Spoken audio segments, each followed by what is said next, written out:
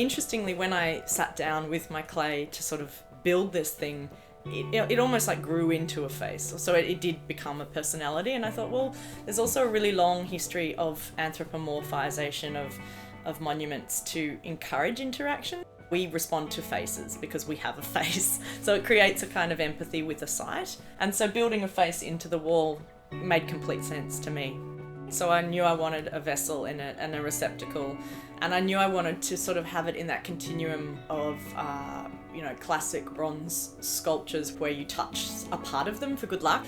The snout of the pig in Florence that you touched for good luck.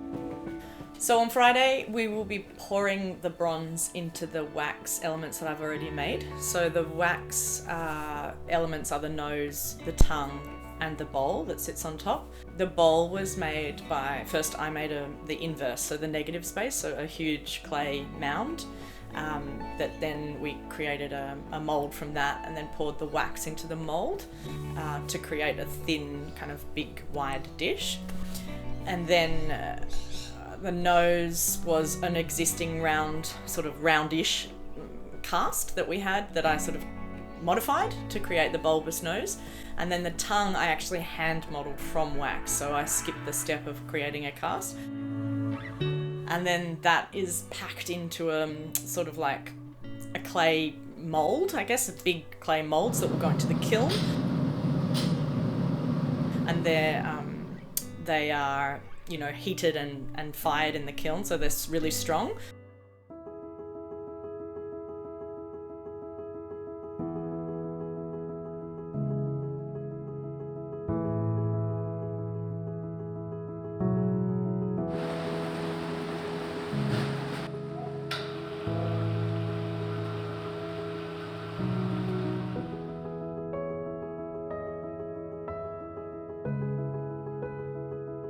So when you pour the bronze in, that holds the bronze until eventually you crack them off, and underneath will be the bronze.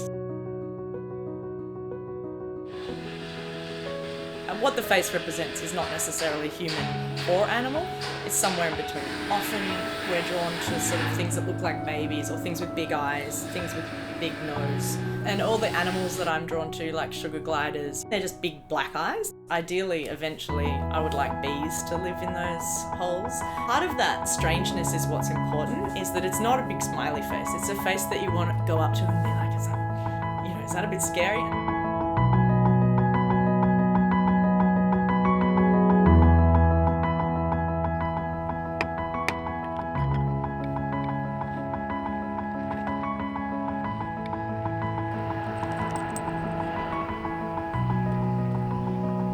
Dry stone walls are based on two all-encompassing forces, friction and gravity.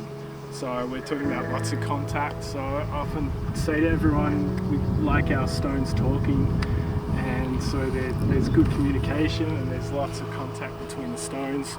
So I mean, there's pretty much a high that I'm looking for, but I've got to cross a joint. So it's amazing. It's like a 3D puzzle. That's what it is, right? That's right. Before you said that each stone has its own almost like character, or they're speaking to each other, you said. Yeah. So it's like each stone is almost unique, like a person, right? Like it has its unique character.